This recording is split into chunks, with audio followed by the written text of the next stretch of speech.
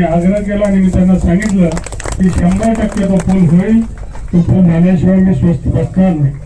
आणि दिनांक 14 April 2026 Bharat Ratna doctor Babasaheb Ambedkar यांच्या 135व्या जयंतीचे औचित्य साधत वारूळ ता शिंदखेडा येथील दलित वस्तीत गुलजार नदीवरील पुलाच्या कामाचा दमदार शुभारंभ पार पडला.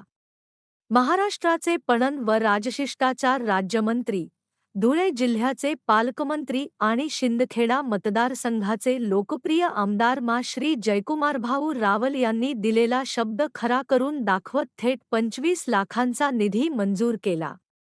इतकंच नव्हे तर वारूळ ग्रामदैवत राजमाता मंदिर, तीर्थक्षेत्रासाठी 20 लाखांचे भव्य सामाजिक सभागृह देखील मंजूर करून विकासाला गती दिली आहे. गावातील दलितादिवासी बांधवांमध्ये आनंदाची लाट उसळली असून जे बोलतो ते करतो ही भूमिका पुन्हा एकदा सिद्ध झाली आहे.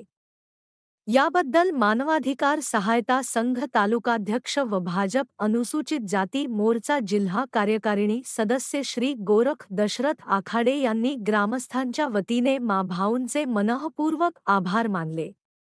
विकासाचा वेग असाच कायम राहो. डिजिटल शिवस्वराज्य न्यूज धुळे जिल्हा संपादक श्री प्रमोद भीमराव बोरसे.